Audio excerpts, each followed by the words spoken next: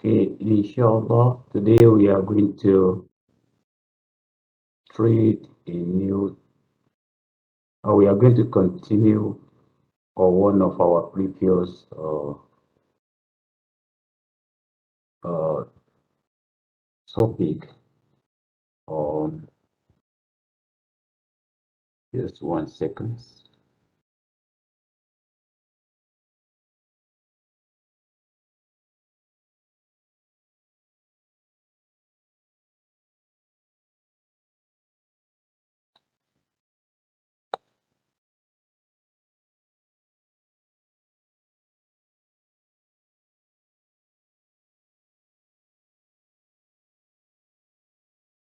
Okay, so we are going to continue on our topic.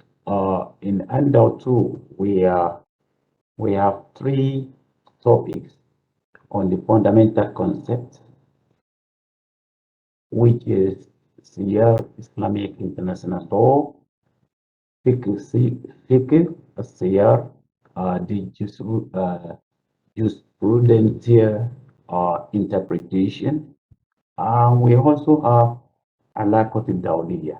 So in the second handout, we only treated two of these three topics.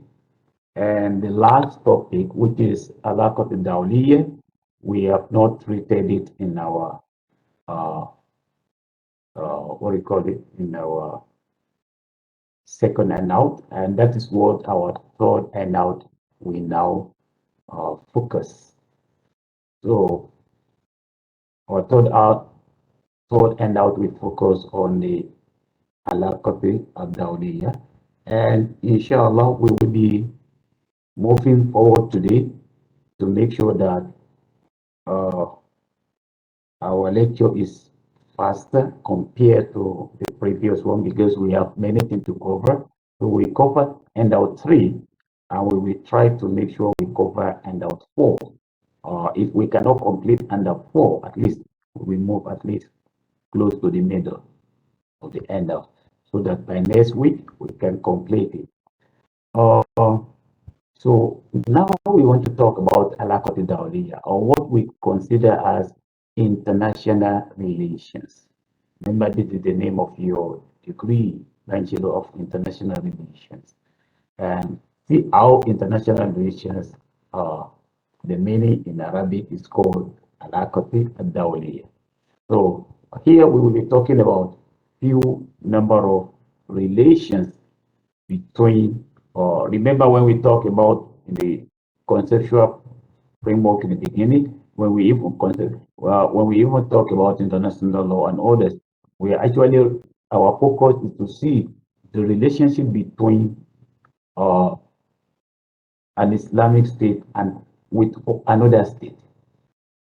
Among the Muslim, Islamic, Muslim and Muslim, Muslim and Christian, Muslim and non-Muslim. So we want to see all those. Now, when we come to Alaqat Dawliya, we talk about number of things. So, for instance, jihad, Darul Islam, Darul Ahad, Darul Harb. These are the four interrelated terms in Muslim thought jurisprudence pertaining to the external relation, where we are view the relation between an Islamic state or Muslim majority state and non-Muslim state or even Muslim state. So we are referring to these four as the way to normalize or to interact or to have relations with another country. So jihad, when we talk of jihad, it refers to territory in which Muslims are free and secure. Don't forget, uh, don't misinterpret the word jihad here. Uh, we are not talking of taking sword, fighting, or something. For Muslims to promote and fulfill the cause of Islam, so uh, when we talk of jihad here, we talk of jihad in general terms. So doing good is part of jihad. When you are doing anything good, you are doing jihad. So not necessarily until you have to take weapon or you have to take sword fighting one another. So here we do not mean that our the jihad here is general. It's too general to make every aspect of Muslim deed when you are doing it rightly, it's considered as a jihad, right? So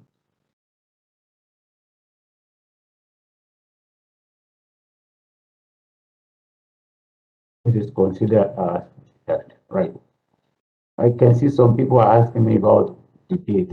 Of course, it's going to be part. Okay, sorry. That okay. I remember that. Thank you very much. Yeah, okay. Maybe we will not go for the handout for today because of the remaining debate. But first of all, we have to debate is just part of our. Thank you for reminding me for that. Debate will be the second part of our things. First of all, is to uh, over the lecture, then we go for the debate. So thank you for reminding me that.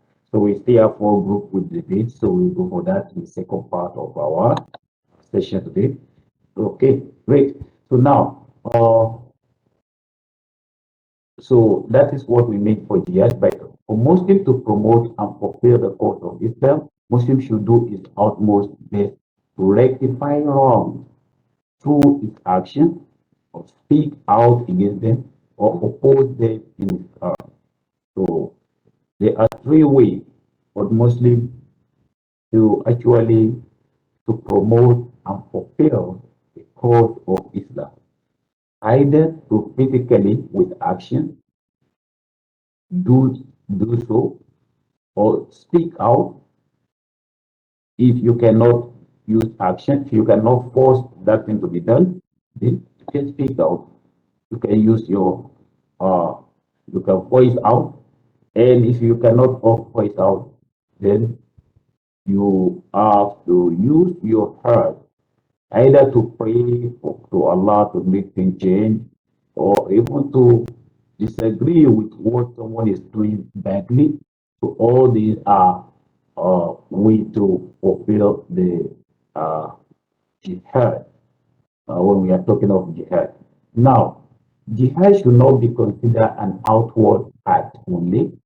It includes inward. It is not something that refers to other parties. In other words, when we are talking of jihad, what to do, it's not something that you have to see from the third party only. It started from yourself. It begins from your own self. That is why we are talking that it includes inward word, frightening one's own self and correct one's own mistake. This indicates that jihad does not necessarily involve waging war.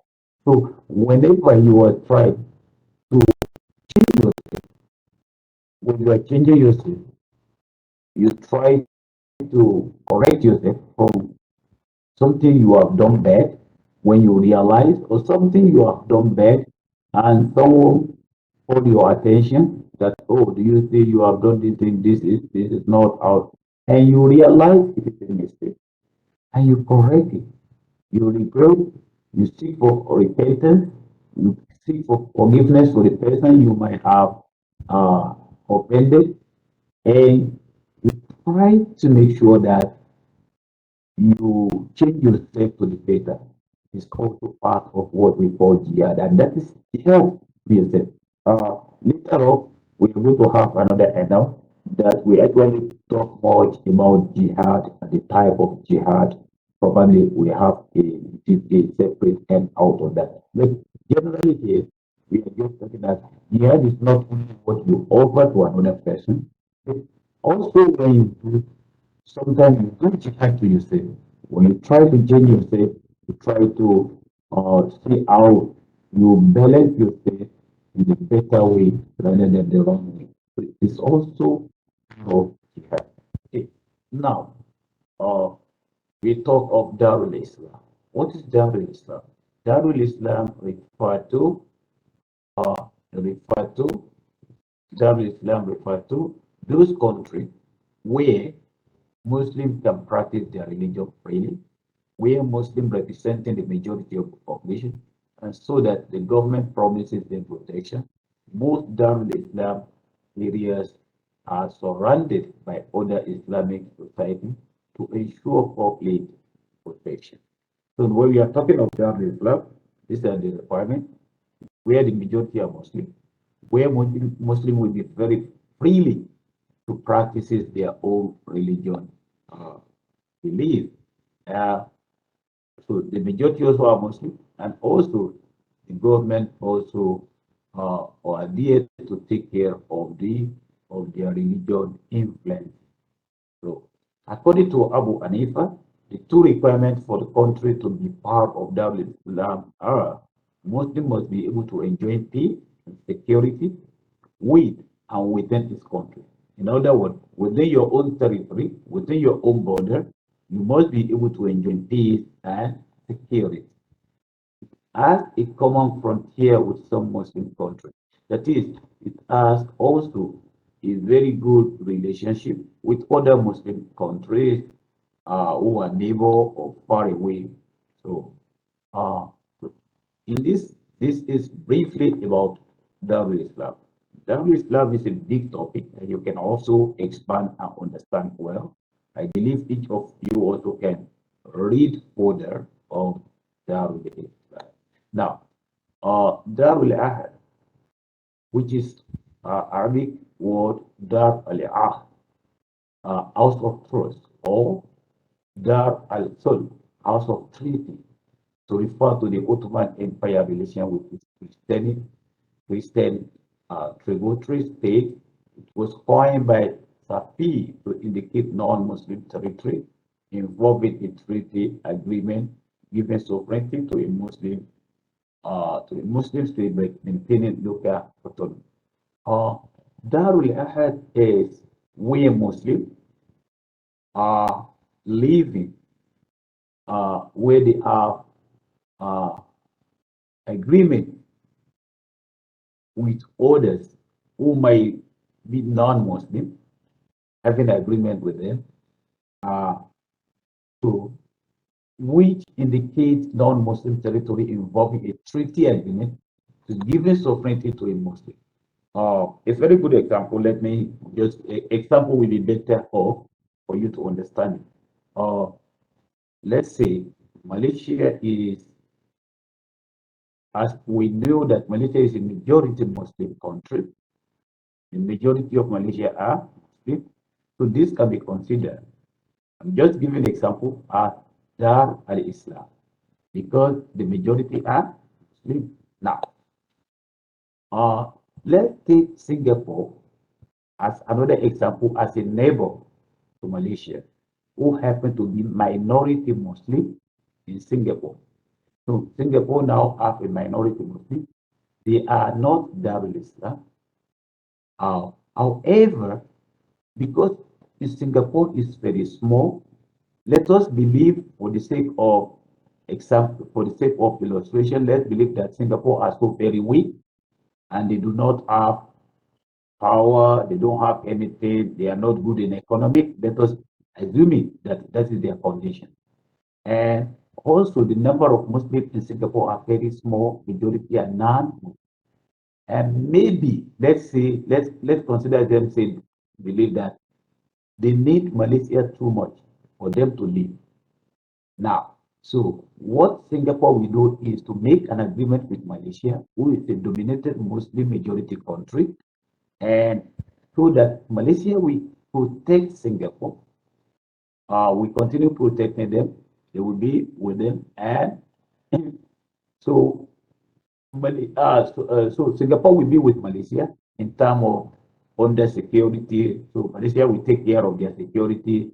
We make sure that he find a way for their economy to go on well, and they will pay certain amount of money for them for that security. So that is why we call it Darus Solar or House of Treaty. So this happened much during Ottoman Empire. We all heard about Ottoman Empire, the last Islamic religious empire that ended up in 1924 or 26, if I'm not mistaken. And since then, we don't have any Islamic uh, we don't have any Islamic empire anymore. So during that time, there's a lot of European countries who are very weak at that time. They are not so powerful as they are now. They are very weak. Majority of them also have agreement with Ottoman Empire so that they can live in peace. They can live peacefully. Their life can be okay. Or they don't want the Muslim to control them or overpower them. So this is what we call Dar al-Ahad. So the agreement warrant Muslims to collect some tributary payment. That's why we pay some amount of money to Muslims uh, to the land called Haraj to meet the Jiz'ah stipulation. Compensation Islam is called Jiz'ah. There are a lot of different type of compensation.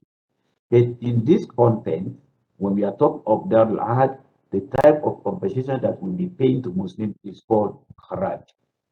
So the compensation in general, there are many types of compensation. There are blood compensation. If a, a party kill another human being, they have to pay compensation. That is a blood compensation. So the point is a very wide, big uh, term over every type of compensation in Islam. But when we are talking of Haraj means compensation paid for the uh, treaty between Muslim and non-Muslim. However, the actual status of the non-Muslim country in question may vary from knowledge, equality, or tribute. It depends on any consideration. Okay? The major important thing is that a country who is very weak or who is not a Muslim, who is not an Islamic majority, Muslim majority country, that made treaty with a Muslim country in order for security and other livelihood activities to be go on smoothly, peace. So they will be paying some amount of money called Raj as a compensation for exchange for the security, peace to be stay in their own country. And if there's any war or anything, the Islamic or that country will be taking care to make sure that it defends them. It does not let war destroy that country as well. So that is what we call Dar al-Ahad. Right now we have the third one called we call the third one Dar al-Harb. Dar al-Harb is house of war, also referred to as Dar al-Gar, house of the West. Remember, when we talk of the West, we believe the West are non-Muslim, and that is why they use that word Gar. Gar means West. Okay, so is the term classifier referred to those countries where the Muslim law is not enforced in the matter of worship and the protection of the faithful of the now. Uh, Very simple. Dar al-Harb is the opposite of Dar Darul Islam.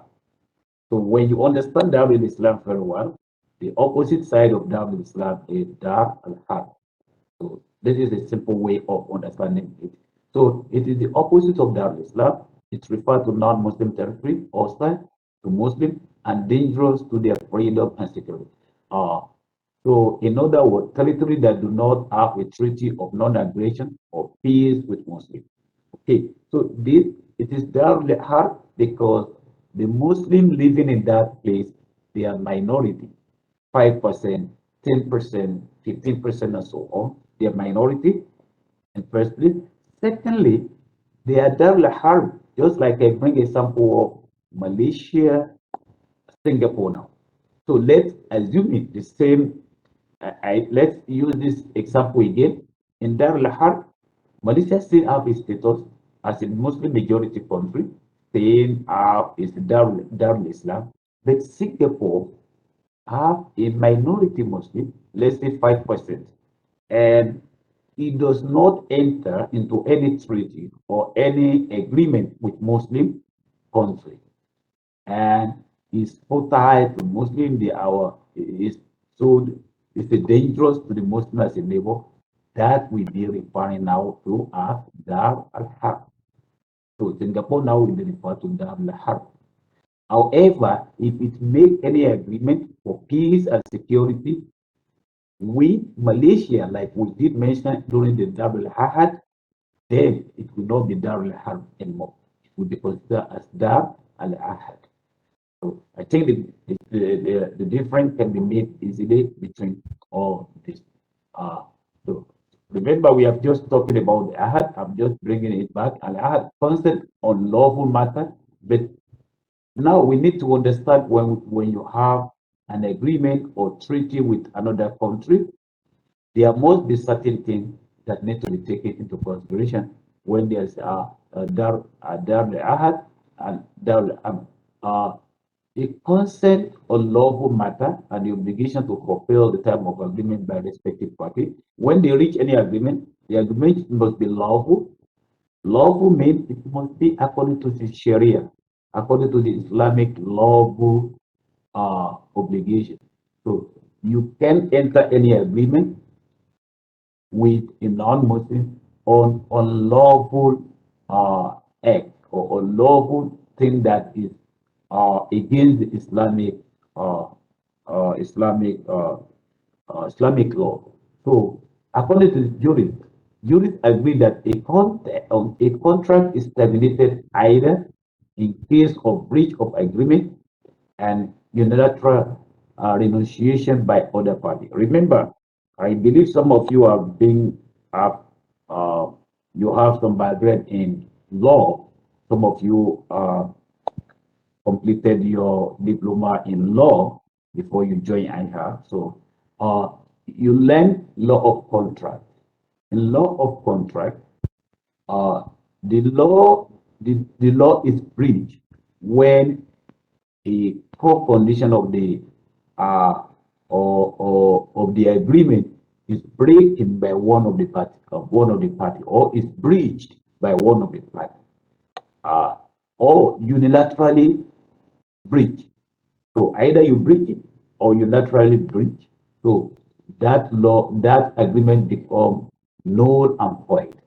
The agreement is no more working. The same thing applies to here when you put it in this the way the jurist is that first of all, the agreement reached should not be uh, should not be breached by any party. Well, if party breach the agreement, then that agreement is no more there.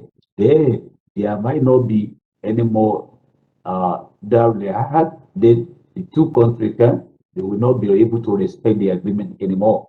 When the term of agreement are violated, so when we say breach, violated is more or less the same thing. Sometimes is not totally the agreement is not totally abandoned, but violated. Violated sometimes you just abuse it. You might abuse the agreement. So in that case, it is also the other party is also bound not to respect or not to recognize that agreement anymore. So recognition of breach of agreement should not be on suspicion, but on a clear case of breach of any lawful agreement. In other words, you don't suspect, you do not suspect, you don't think, you don't feel, according to my view, I feel no, this should not be the way. There must be a very clear picture to convince and believe that with a very good, tangible, and clear evidence to show that the party has breached the agreement. It's not something that we suspect or is suspicious. So so it shouldn't be that way. It has to be very clear. That is according to the Sharia law. Ahad is a major diplomatic vehicle that jurists discuss in order to regulate various aspects of foreign affairs, peace, and agreement. Remember, we are saying two countries. One is an Islamic country. The other one is not an Islamic country. And how do they manage to live together? How do they manage to have good relations with themselves?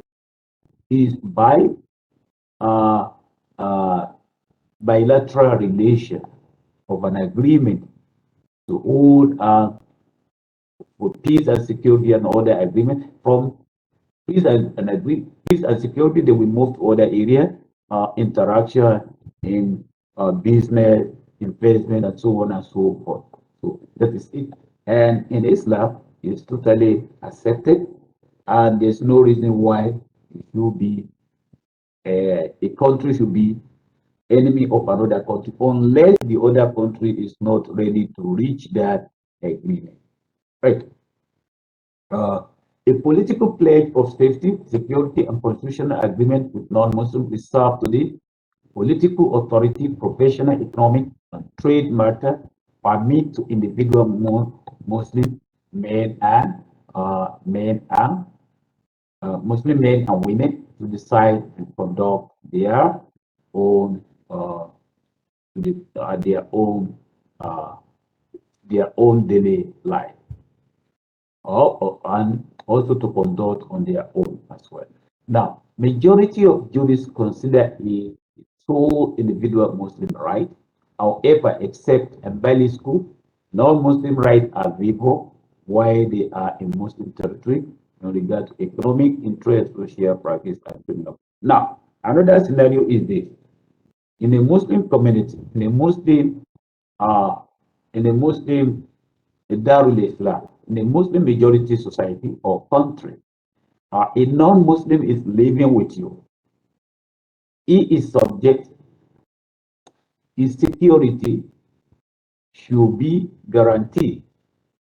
His security should be honored, provided the person also uh, is paying uh, haraj. Remember what I called haraj before? It's the compensation of part type of jizya fee. It is now pay for your security, for your protection, to be living in a Muslim society freely and be able to undergo all normal activities that is not go against Islamic value, that particular authority allow you to carry out with it. So in other words, your safety will be guaranteed.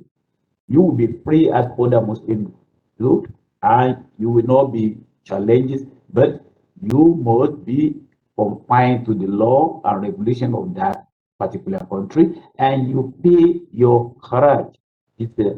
So that is why. So according to some jurists, they consider it a sole individual Muslim right. However, according to Ambeli School, non-Muslim rights are people while they were in Muslim territory in regard to economic interest, social practices, and also criminal offenses. Now, one of the very good points is when a non-Muslim is living in a Muslim majority country and living under the protection of Muslims, he will be guaranteed all his rights. He will have the same equal right as Muslims have. For instance, if anybody, any Muslim, for example, did anything against him, that particular Muslim will be brought to justice. Like exactly he did the same to his other Muslim brother. So there will not be discrimination. The justice will be given to that non-Muslim. That is the point we are making. He will get his justice if anybody attack or did anything against him, as far as he complied and also pay his haraj. So that is according to this. Muslims are argued to be ethical and fair. Muslims are urged to be ethical and fair in dealing with non-Muslims under the path of Amin. So it allows easy communication and exchange between Muslim and non-Muslim. Now, al-mushrikun. This is a jurist understanding. It was derived from the word shirk. Shirk means making partner. Making partner. So religiously, it means attribution of partner or associate to Allah. When you take something, when you believe that the most Almighty God it's not solely only Allah, but something else also is at the same level with Allah. Then you associate, you attribute something with Allah. So that is where the word shirk comes. In many places in the Quran and Sunnah, it connects investigating, associate, and partner with Allah's divinity. That is what it means. So Muslim attitude and conduct in their relations toward non-Muslims should not be contravene Islamic rule and value. Remember, we have said that before, that the agreement that can be reached between Muslim and non-Muslim is not something prohibited by Sharia. And that is what we are repeating here also. So it should not be something that is against the Islamic code or uh, code of conduct. So jurists differ on the or identification of the mushrikun and the category they are fitted. So, according to the jurists, remember the jurists in Islam, the scholars, sometimes they will differ in many areas. And there is one hadith say, اختلاف العلماء رحم. The differences between the scholars of the Muslim scholar are blessed, blessed. Because why? Each one of these scholars, they have a very authentic reason that convince them from the Quran and Hadith to differ. And when they try to interpret it, the interpretation of human being are differ from one person to another. And that's where the differences are coming. But the origin, the primary sources for their differences actually come from the Quran and Hadith. However, when they are interpreting it, the interpretation of each one might be quite different somehow. So, and that's where, so therefore, the differences also at the end of the day is called rahmah, blessing. So, jurists differ on identification of the mushrikun and the category they are fitted. Due to lack of precise definition of mushrikun, they classify mushrikun into two categories: the people of the book, Ahl of Kitab, and the pagans. So the people of the book are either Yahudi or Nasrani, either Christian or Jews. The pagans are the idol worshippers, or to make it simple, the other religions. Every other religious god can be called pagan. So people of the book Al-Kitab are considered Christian and Jews, while some Jews specify beyond Jews and Christians. Some also quoted the pagans were treated as people of the book because they possess a refilled book or the traditional of the prophet order to treat them as people of the book. So some scholars they will differ on that area that some other pagans also can be considered uh, also treated well. Right? So some jurists believe that mushrikun mean all non-Muslims except the people of the book. Or mushrikun only refer to Arab pagans or Arab tribes of Quraysh. So these are different type of understanding and different type of definition of mushrikun. So some jurists argue that mushrikun must accept Islam before upon refusal. Some jurists believe that uh, when you are a mushrikun, remember we have take off Ahlul Kitab, the Christian and Muslim, the Christian and Jews out of mushrikun. Remember we have taken them off. Now, Islam, according to some of the jurists, they believe that others have to be fought until they embrace Islam. Others agree that the people of the book and the Kitab were allowed to be well treated plus freedom of religion upon this agreement. So others believe that for the people of the book, they should be honored, treated well. However, they should be paid this so compensation.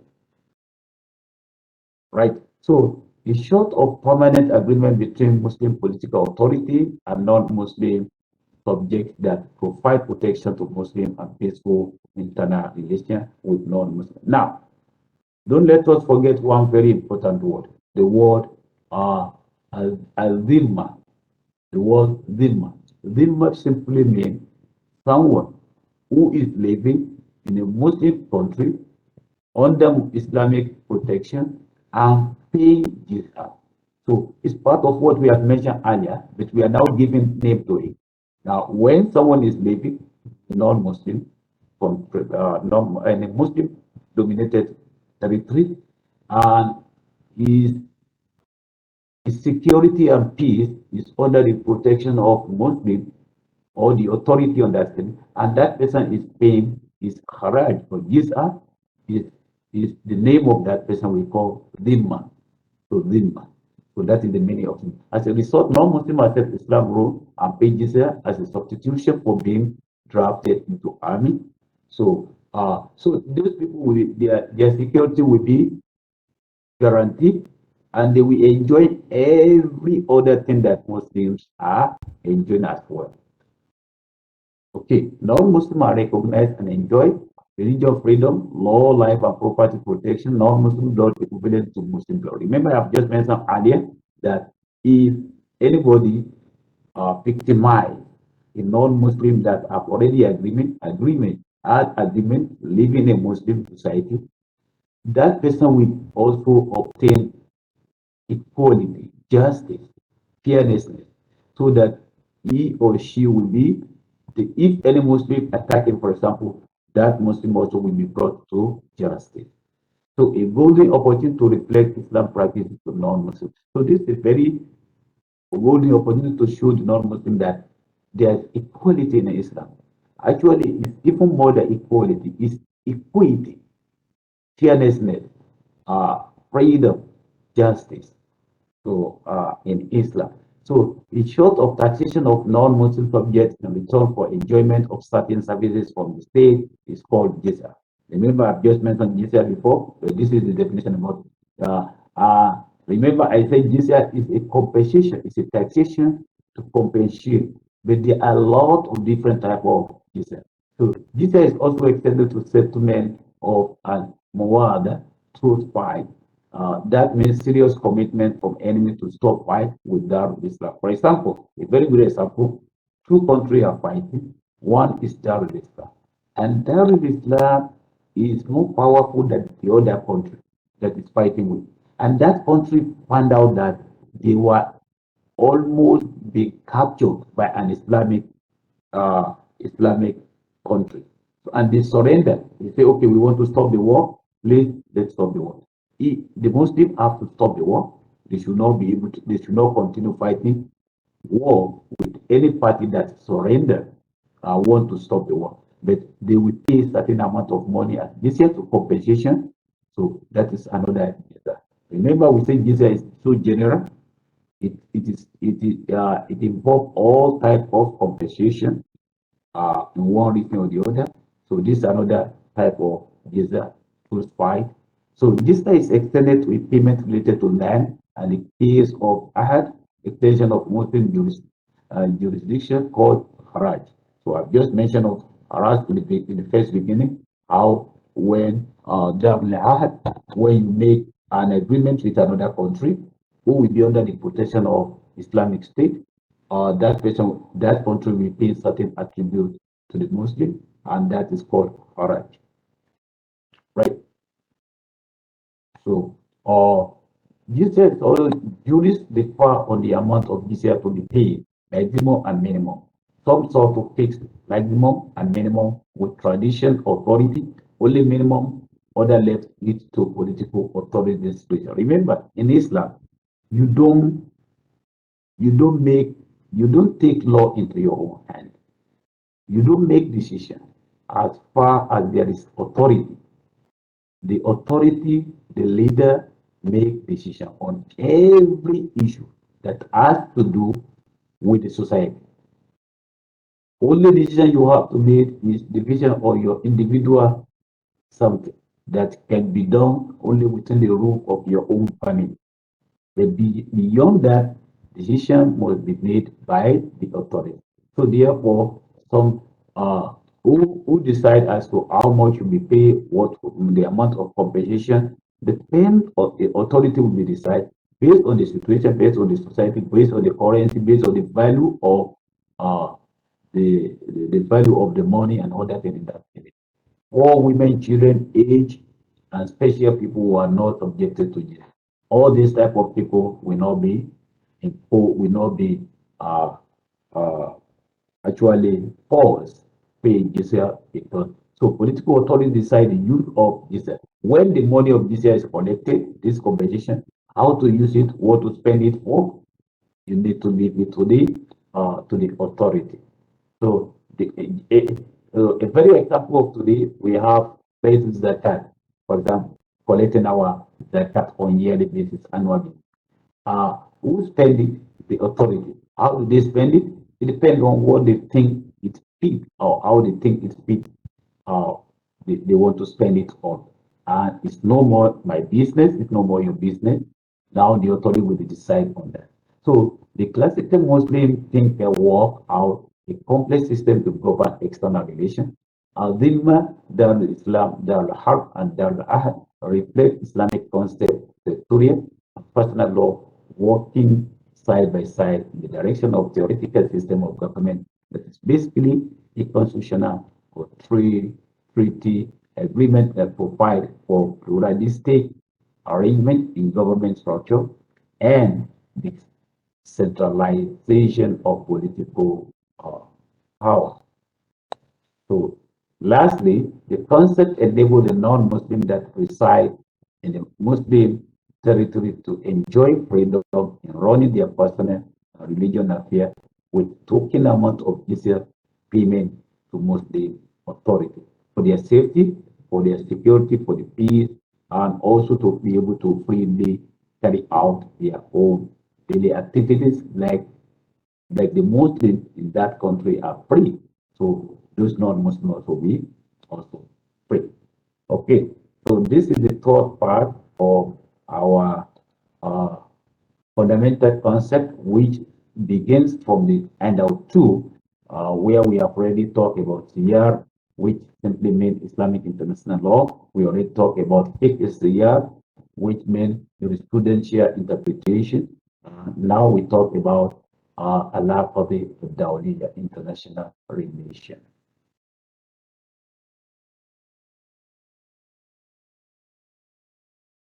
Okay, someone say,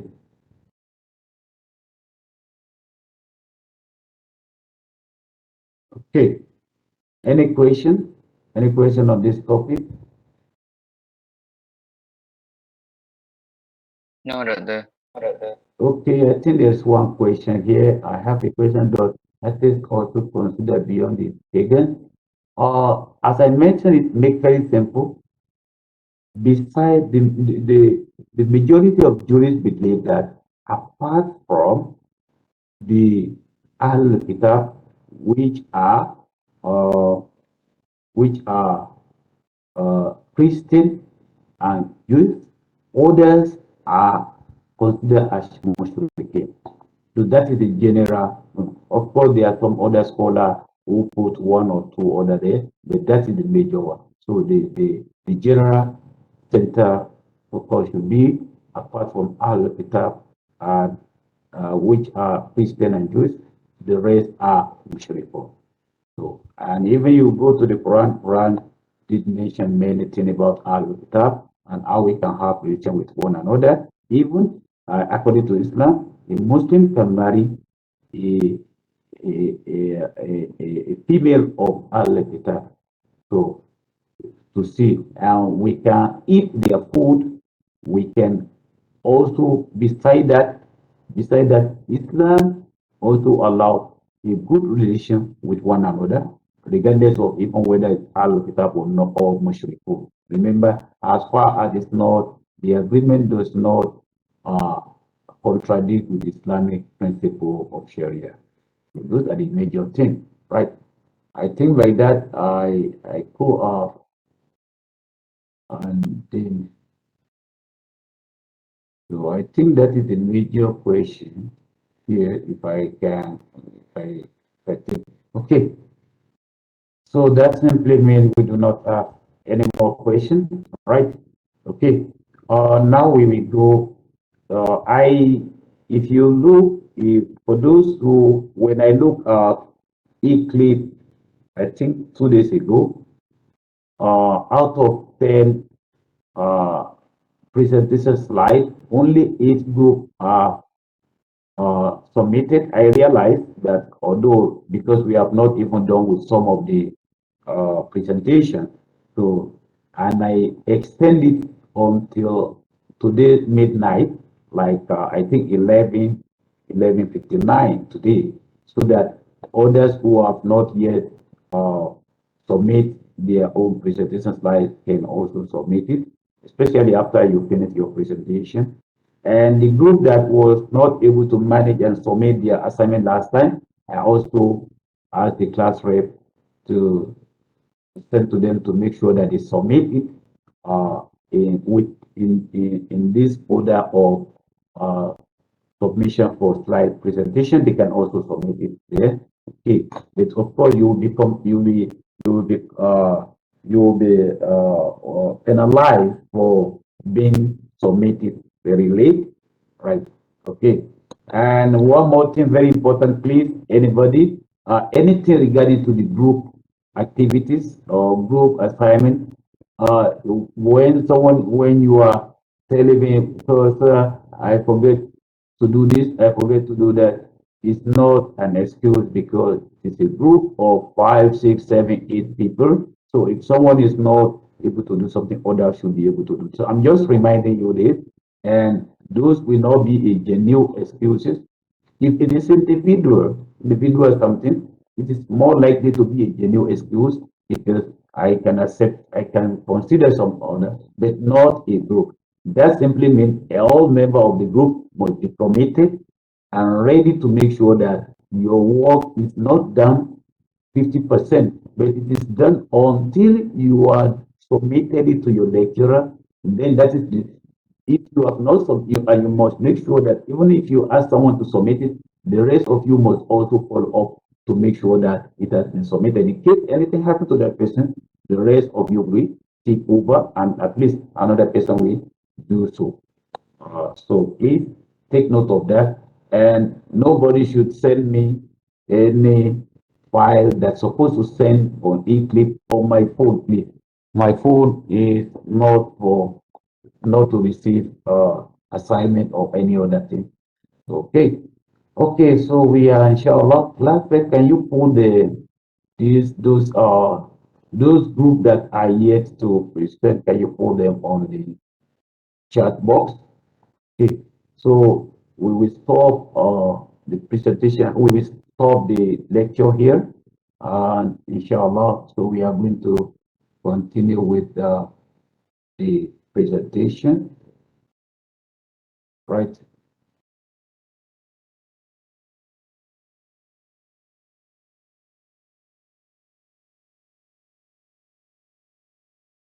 So let's take 1 minute for this, and class rep, please paste the those group on the chat box. So we are taking 1 minute. After this 1 minute, so we will start, inshallah.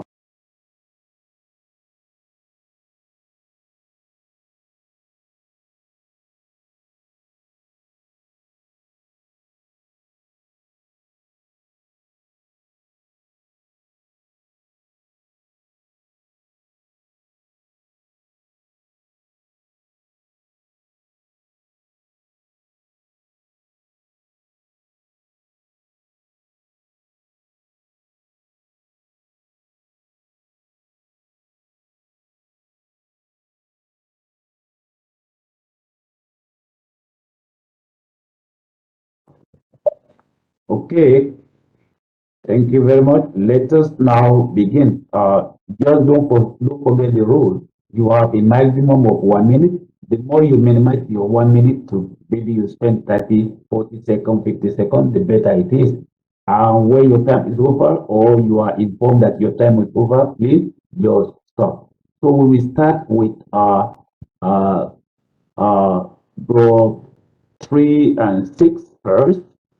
So then we will after that, then we will continue with group 5 and group 1. So class rep, now the 10 people, now you have the floor. So we can start with the first presenter from group 3, and the class rep will be monitoring and will be taking care of the time. Okay.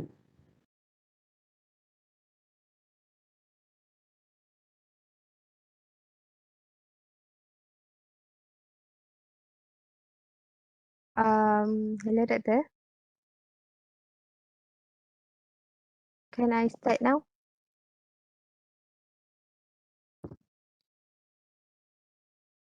Yes, you can.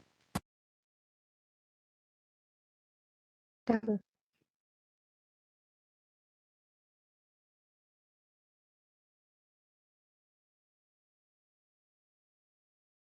Start. Start now.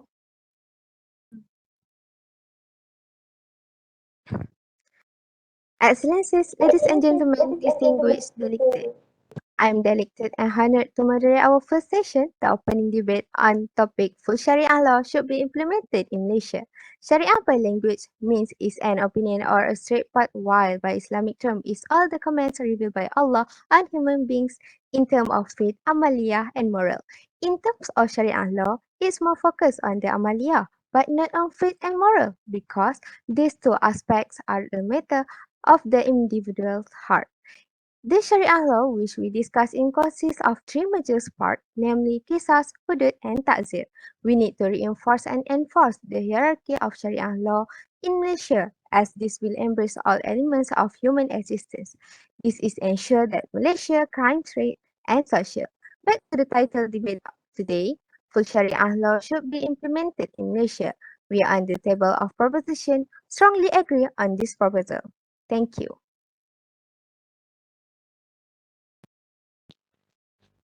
Thank you, Isma, for your point. Hello, everyone. My name is Siti Sarah Safita. I am first speaker from the opposition team. Hudud is not needed in Malaysia. We already have civil and criminal laws that provide for separate sets of laws and punishment, and acceptance of hudud in practice will represent the failure of our existing legal system to deliver justice. Our existing legal system is about establishing standards, maintaining order, resolving disputes, and deliberation of justice and rights. Today, in our country, hudud law is not necessary.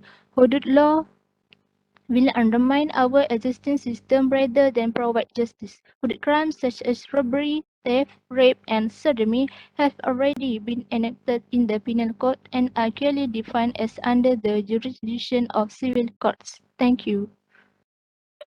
Thank you, Sarah from the opposition team. Assalamualaikum and a very good afternoon to all. I am the second speaker of the government team, and now I will explain about one of the parts under the Sharia law, which is Qisas. Qisas is a form of punishment where the offender will be sanctioned similarly to what he had done to the victim. Qisas can be classified into two categories, which is murder and inflicting injury to a person. As I had said earlier, the perpetrator will be punished the same as what he did. So if the offender killed the victim, then he will be killed, and if he broke the victim's leg, then his leg will be broken too.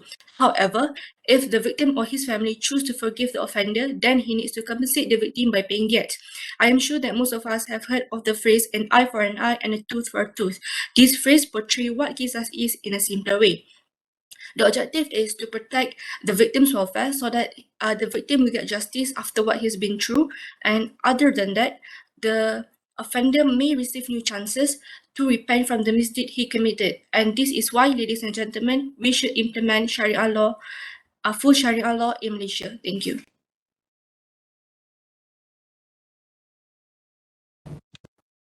Good day to everyone. So I'm Prevalent Gunasekharan, second speaker from opponent team.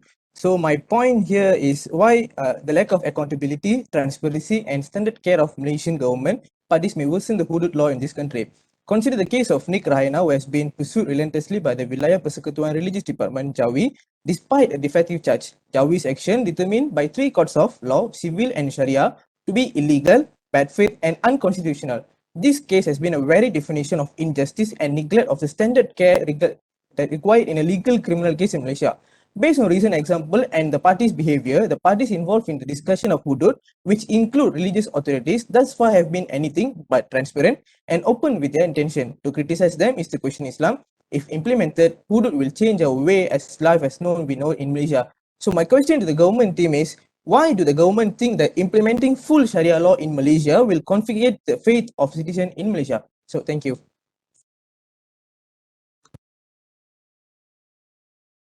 Good afternoon to everyone. Today I aim to convince you that introducing Sharia law fully in Malaysia is nothing short of a wise idea.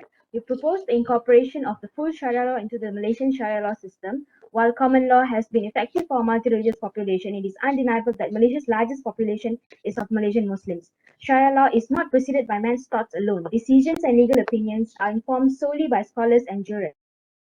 but rather by the principles, values, and techniques of questioning prompted by the Quran. Qisas is an extension of this.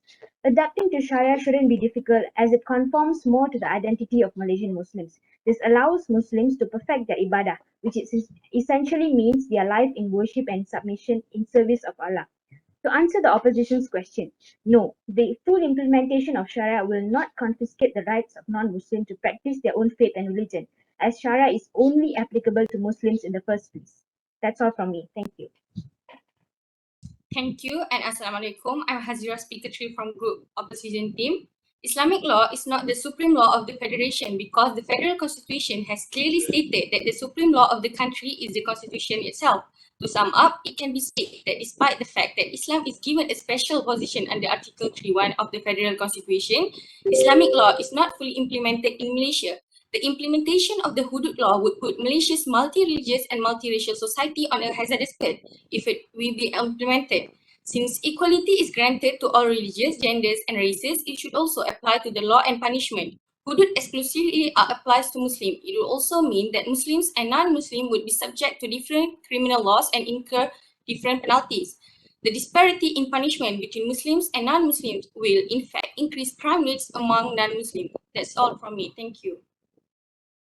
Greeting, ladies and gentlemen, I am from the proposition side, where I enforce statement forwarded by my compatriots. Some Islamic countries across the globe have fused hudud law into the federal constitutions. Malaysia should take an example from another countries that cultivate hudud in the 21st century as part of the legal Islamic system of Islamic countries such as Brunei, Iran, Nigeria, Saudi Arabia, the United Arab Emirates, and Yemen.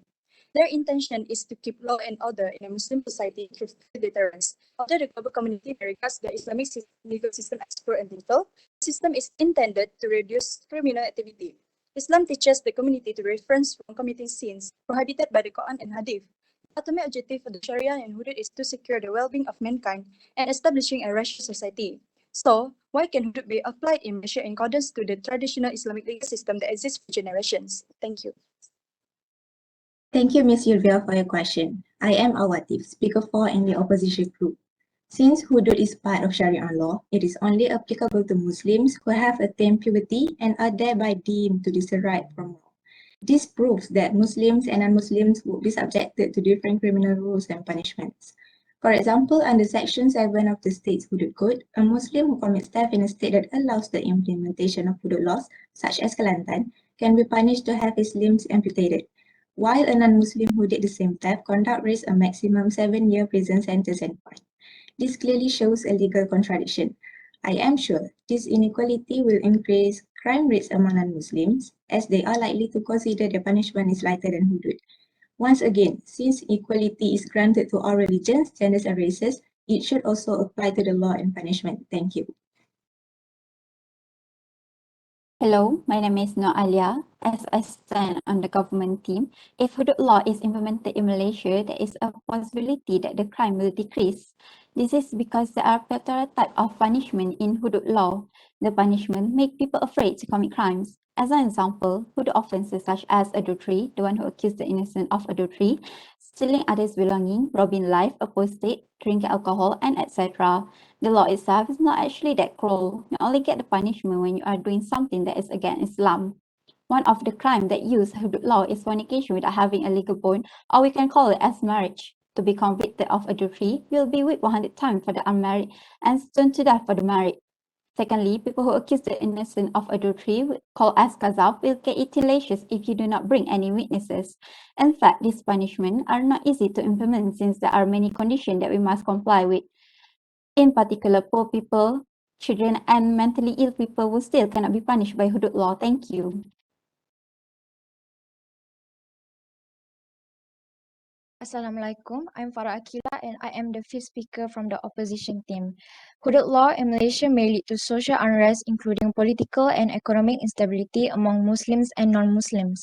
When the public is not being managed fairly, it breaks Article 8(1) of Federal Constitution, which states all Malaysians are equal and enjoy the equal protection of the law.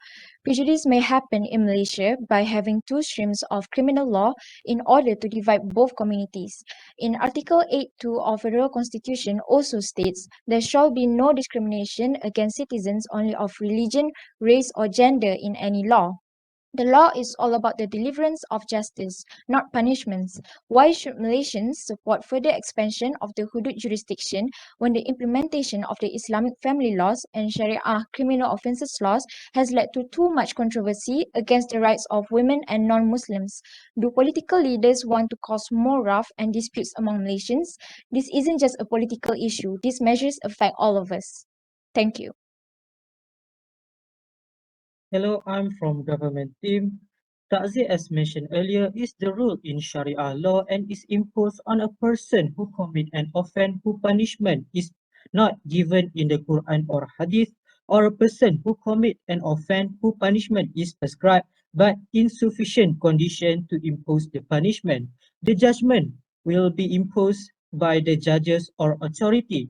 There are two types of ta'zir, which is offences under the hudud and qisas, but they will not be punished under the hudud and qisas because of other factor. The second one is the offences they are not under the hudud and qisas law. There are many types of punishment in ta'zir, which is imprisonment, death sentence, whipping and caning, and also fine. I believe that Malaysia should fully implement Sharia law, especially ta'zir, because of its common use and similarity with Malaysia legal system today. Thank you. Hello, I am Nizam, the sixth speaker of opposition team. My point is, hudud laws cannot be implemented because they need to amend the civil law in advance, which we need to first adjust the civil penalties in line with the punishment of hudud so that there is an equality in terms of punishment. However, all amendments to the law and constitution should seek the majority support in parliament, including from MCA, Malaysian Chinese Association, DAP, Democratic Action Party, and MIC, Malaysian Indian Congress. Hence, the right to amend Malaysia's law is not in the hands of Muslims completely, and not all cabinet leaders will agree with the implementation of hudud law. For example, supporters and leaders of PKR, Nationalised People's Justice Party, will not fully agree with the implementation of hudud, as PKR practice a liberal policy that gives people freedom to choose religion. So we cannot be as willing to amend the law without the majority support in the cabinet. Thank you. Thank you, Nizam from opposition team. I am Iqmal, seventh speaker from government position. I believe that full Sharia should fully imply in Malaysia because the objective of ta'zir is to protect both the rights of God and the rights of His servants. The rights of God can be defined as the common people righteousness and society's welfare, which involve wrongdoings, including disregarding the compulsory like prayers and fasting. God's rights are able to safeguard by protecting society from this misdemeanor by the enforcement of suitable penalties. Meanwhile, to guard individual welfare from any kind of abuse is what ta'zir is trying to achieve. Secondly, to protect of the moral fabric of society. The goal of punishment is not just to impose sanctions, but also to restore moral order among offenders and return them to the proper path.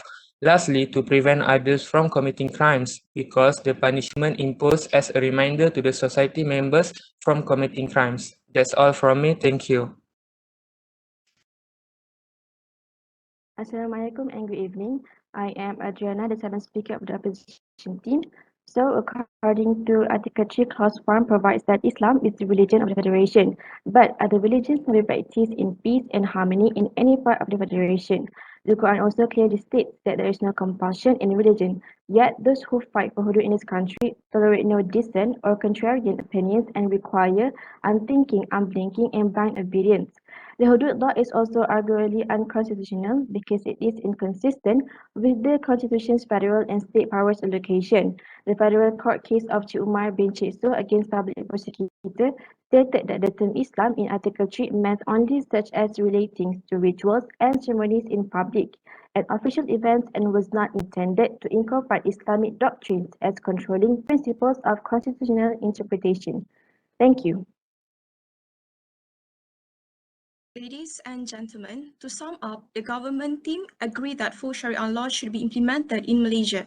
In order to educate and rehabilitate Muslims to the right path, Sharia acts as a code for a living, a set of moral values, and a normative way of thinking about right and wrong that helps people understand how every aspect of life should be led to God's wishes. According to the one verse of Quran from Surah Al-Jathiyah 45:18, then we put you, O Muhammad, on an ordained way concerning the matter of religion. So follow it and do not follow the inclinations of those who do not know. All punishments such as qisas, hudud, and takzir are not intended to hurt, but it wants to show that Islam is a religion that values justice for all.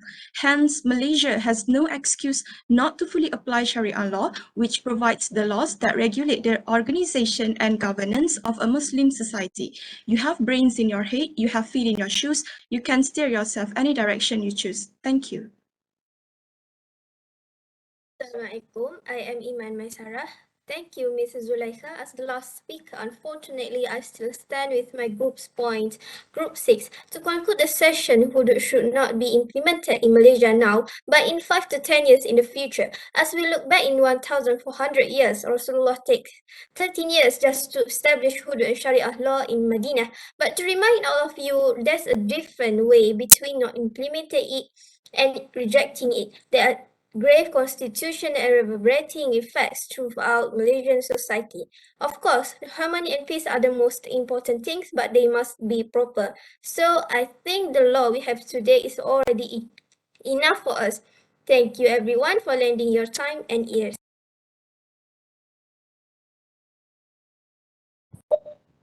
Okay, thank you very much. I believe we have completed with these two groups. The most important thing, the most interesting part is that everybody managed to stick to the 1 minute, and the debate was not delayed from one person to another. That's very great. I love that. So thank you very much for the group 6, group 3, and group 6. So we now move to the last two groups, which are group 5 and group 1, who are going to present on Khalifa, whether Khalifa is necessary for the Muslim Ummah in the 21st century, whether we should continue uh, with it or not. So the two group. So so I hand over now the command of the debate to the class, right?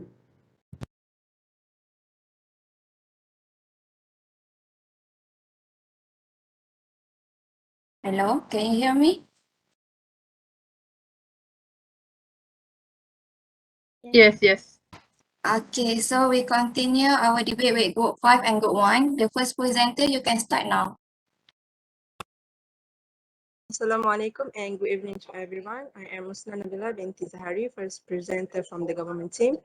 I strongly believe that it's necessary to have Khalifa in this 21st century. The first point I would like to raise is that human as a Khalifa to protect Ummah and other creation. Allah created human beings for a specific purpose, as we are not ordinary creation like others. Human beings represent consciousness, the will and power of choice, which made human possible. For that, Muslims have great empire from generation to generation, such as the era of Rashidul Khalifa and the Umayyah. For example, Allah created plants and animals and gave them the ability to reproduce before He made humans. Thus, human beings must respect their role in creation and the right of other creatures.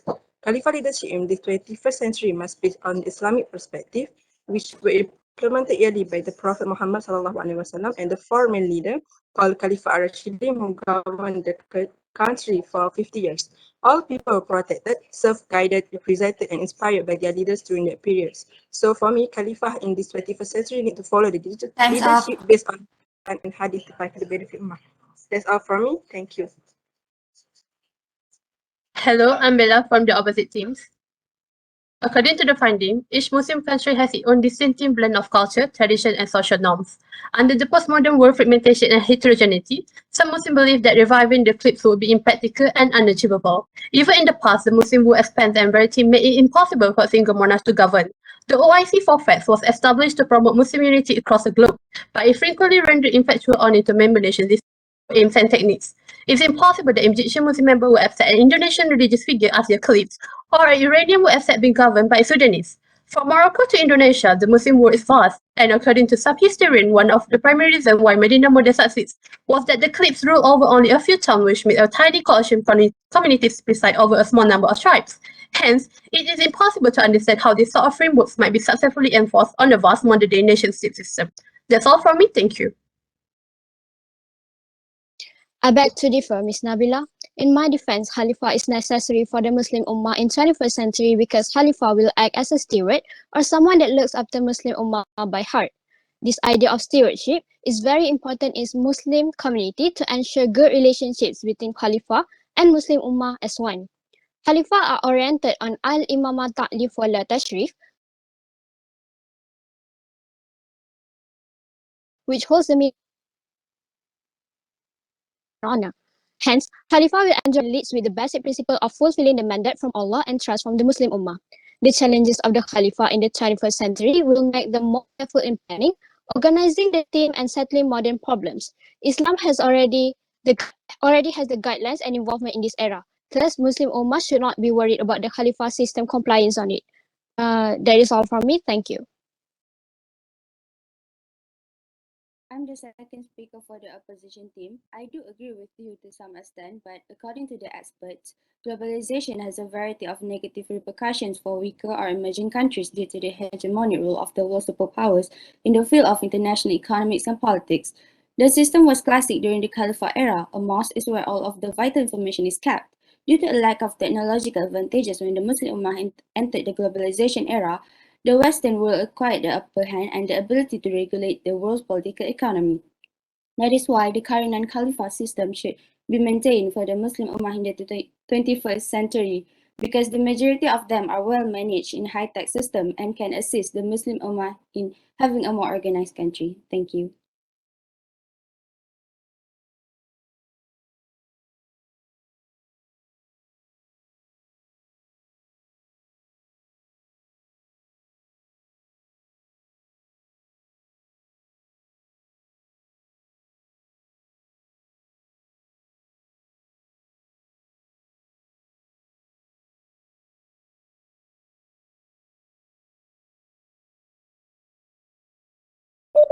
Are we done with all the group?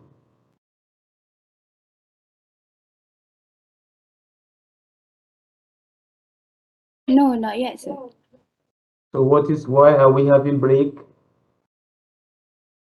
Who should be the next to continue?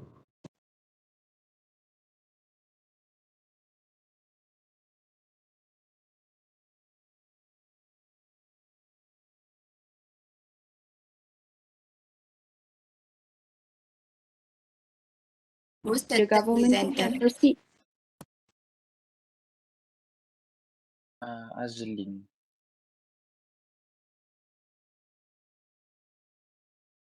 Is she here?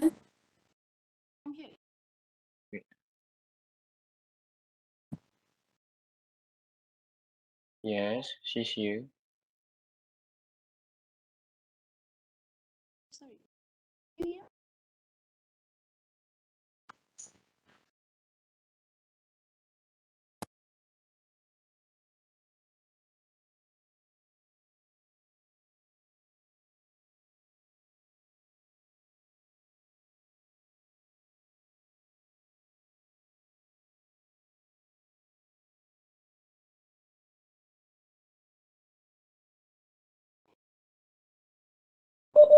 Can any member of that particular group take over if one of the member is remote or something happens? So there's not going to be any gap instead of everybody just waiting.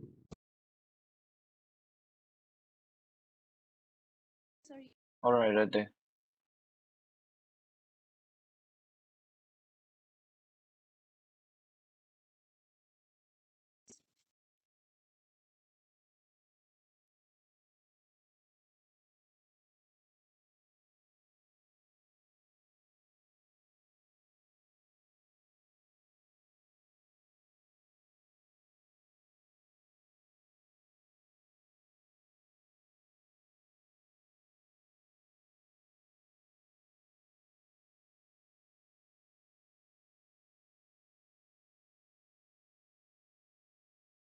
I'm sorry, Rade. I will continue the debate session.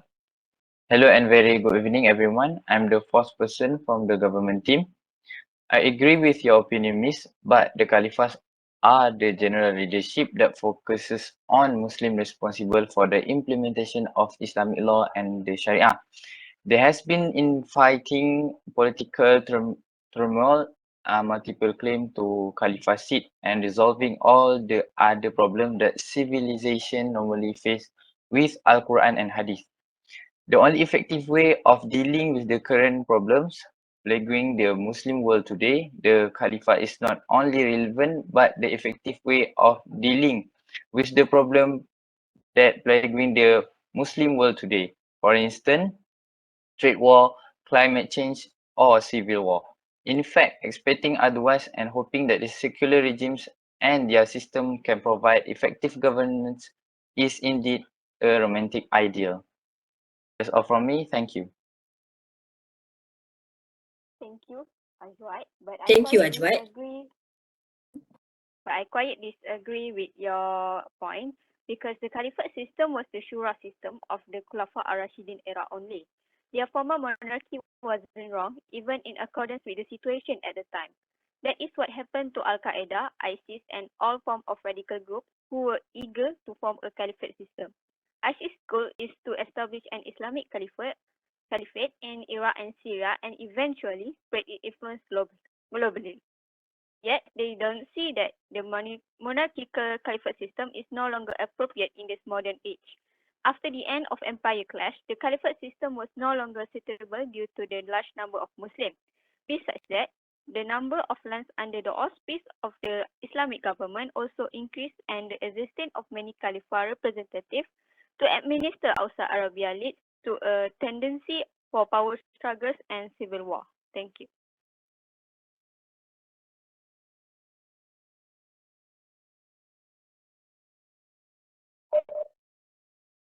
Thank you for your presentation. I would like to raise my point on what the functions of Khalifa are. As we all know, the Khalifa appointed by Majlis Shura, the Khalifa must be known in moral, religious, and well-versed in Islamic and administrative methods. The Khalifa is referred as to the head and a symbol of Islamic state guided by Quran and Sunnah. The functions are to enforce Islamic law during his administration and to ensure an economic system based on Islamic principles in order to make sure the source of income for every individual and the government is pure as to avoid from gambling, usury, and fraud. Next, to keep society and the country secure and safe with the enforcement of hudud, qisas, and ta'zir to make every doer afraid of the consequences. The Khalifa also has to make sure every individual has their rights and fair justice regardless of rank. That's all for me. I'm sorry, Sophia, but I disagree with your point. By the time Khalifs start ruling, they were more concerned with ruling rather than safeguarding their religion. The Khalifah did not encourage non-Muslims to convert because they can charge the non-Muslim with a special tax called jizya in exchange for the safety of non-Muslim in the Islamic State. Jizya is a per capita yearly taxation historically levied in the form of financial charge on dens. Jizya is a very burdensome for non-Muslim because they have to pay additional tax just because they are non-Muslim, even though they have been residents for a long time. Even though there are many double standards in the ruling system. The ruling system is still acceptable during that time. However, we can no longer use that type of system because today we have many human rights policies that needs to be followed to maintain peace in every country, especially in a multi-religious country. That's all from me. Thank you. Thank you, Adam. I'm quite disagree with your point. Caliphate is necessary for the Muslim Ummah in 21st century as Caliphate will carry the message of the Prophet into the future without losing the spirit of the message. This task is best accomplished when the community is united and strong. The community cannot be united and strong without the institution of Khalifah. The purpose of the institution of Khalifah is to bring people closer to Allah. Allah sent Prophet to remind people that Allah is the ultimate reality and everyone should completely devote oneself to this ultimate reality. After the Prophets complete their mission, the challenge is to maintain the unity of the community and to keep the community on the right path. This does require a leader who have a strong faith and a high level of righteousness. Khalifa is such a leader who is elected by people but chosen by Allah. The Khalifa who has pledged allegiance of course will maintain the peace in the state. Indeed, those victimized, revolt and commit wrongdoing will be murdered, executed and banished from the state, one or all three. Compared with the current circumstance, criminals are free to go in and out of jail without regret and the people always feel insecure with this situation. That's all from me. Thank you.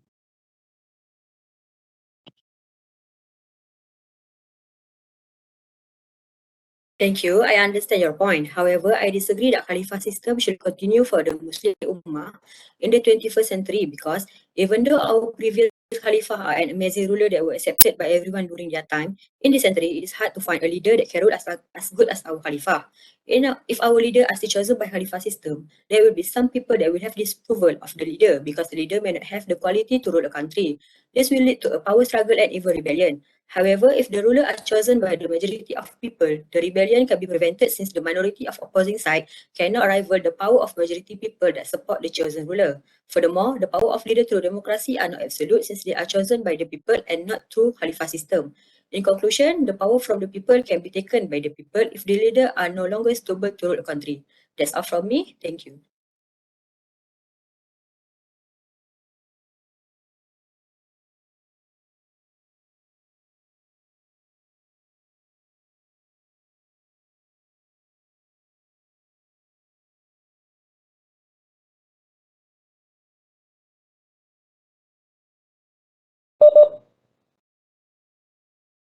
So are we done with the last group presenter? No. So why are we still keeping? Why are we still keeping mode? So this is not a debate when there is a gap and no control.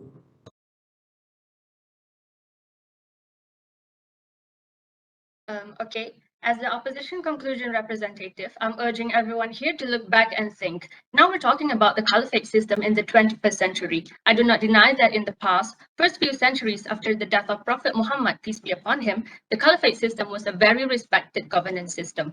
But as time goes by, this system is no longer relevant due to various reasons. There was a reason that it was abolished back in 1924. Countless of terrorist attacks affiliated with the caliphate system like Al-Qaeda and ISIS have killed thousands of people. Nothing could justify these actions because it's human lives we're talking about here, regardless of their beliefs. In choosing a leader, Imam Ahmad bin Hanbal once said, "Choose the strong one despite the sins, for his strength empowers the people, while his sins are for his own. A pious but weak leader, their piousness is only for themselves, while their weakness can harm and weaken the people." Thus, we believe that everyone here should oppose the Caliphate system in this 21st century. Thank you. In today's debate, the proposition team still stick with our stand that Khalifa is necessary for the Muslim Ummah in 21st century, as the leaders are an idol and a role model who gives a good impression to all followers or adherents based on the comprehensive explanations of Islamic leadership concepts. They are holding the amanah in accordance with the given trust, thus not abusing their power. They realize that the power is given temporarily to bring maslahah to the society. It's all been said of the importance and necessity of Khalifa in a healthy society that supports morality and good behavior. Men, as Khalifa, as mankind, must uphold the Islamic moral laws if they are Muslim, as Quran says. Indeed, the most honorable among you in the sight of God is the most pious. With that, thank you. Okay, thank you very much. I believe we have done, even though there's some um, little delay along the way. This group compared to the first two group, the presentation is good. Only when you keep mode along the way, the mode of the debate will not be fully concentrated anymore. And that is the problem we have when some people talk silent for long. So, and that's where we have problem. Beside that, the presentation is good. Generally, we have done with all the group. What we try to benefit from this debate is not to say one is right or one is wrong, but our major idea that we try to achieve is how we actually pose our idea, how we make our argument, and how we try to convince other with our point. And of course, how we make it clear in a very short period of time. So you make your point clear in a short period of time, and you try to uh, be meaningful with your words, with what you mean, and that's what we need. And the reason why we are doing this debate is simply because when you become the Bachelor of International Relations, you are not going to, it's not like in mathematics that you will say 2 multiplied by 2 is this. It's not a matter of figure. It's a matter of something that you need to generate a lot of your personal view. You need to develop your own idea, especially when you are interview, when anything comes, you need to know how to handle, how to defend. And that is why debate become one of our major uh, focus, especially in your early semester, so that you will be able to be well prepared in how to speak, how to handle issue, how to answer to question, how to respond to something. So, and you'll be more courage as well. You will develop more courage from there as well. So these are the things we want to get better understand. Okay, and of course, if you look at all the topic also, in one way or the other, it is also related to our course for this semester. So inshallah, we are going to continue next week. Along the way, we are going to arrange for another also. Um, we are going to have our seminar topics zone maybe before the end of this week. I will be able to pour it out. So class rep, we are going to arrange as to topic number. So which topic number you want to choose? So we want to do like we have done last time for the debate number. So you will be you have list of 1 to 10. So your group should decide as to what topic number you want to choose, so that after that, after I have a complete list of group with their topic number, then I will be able to release uh, the topics for the seminar, which inshallah will take, or which we will be working on. I believe we are going to submit it probably week 10 or week 11. So, which is going to be it's more or less like our final assignment. Okay. So, class rep arrange as we have done last time for the debate topic. So, topic 1 to 10, your group should choose two. There should be number 1 to 10, and each group should choose the topic number they want in advance before we release the topic. So by the time we release the topic, you know which topic belongs to your group member. Okay. So and then inshallah we are going to talk widely on those conditions or how you are going to do it or whatever by next week, inshallah. And also next week you are going to receive your second debate topic, which is going to be presented in week 7. Remember, we have 2 debates. First, supposed to be presented in week 3, because we are one reason or the other, we are unable to take session on week 3. We move it to week 4, and those who are unable to present in week 4, we move it to this week, which is week 5. So we are going to have another one, as I meant, for debate will be given in week 6, and the presentation and the assignment should be ready in week 7. I think we have already arranged that all in our outline for this semester process. Okay, so is there any other question? If there's any question from anybody, otherwise,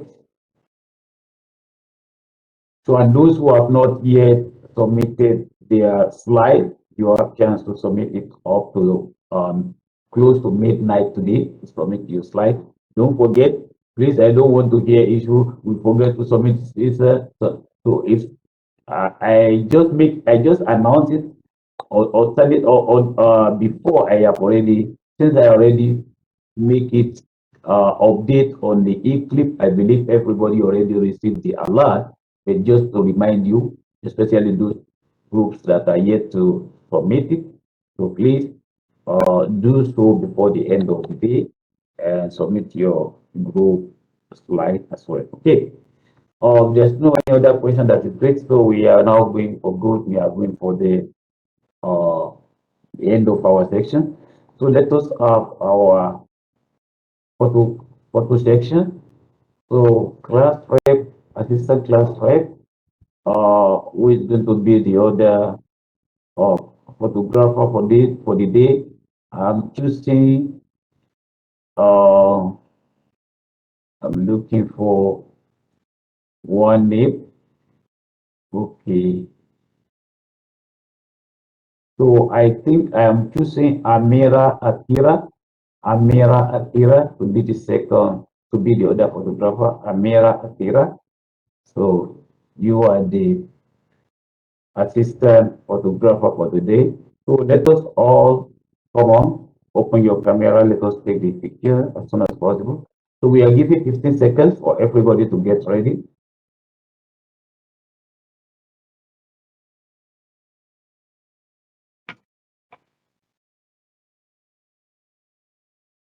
There are still a lot of people who are yet to open their camera. Please, quickly, quickly.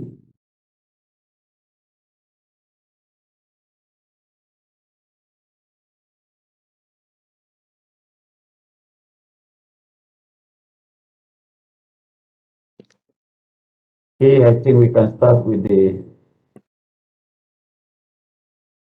Okay, ready. First page. 1, 2, 3.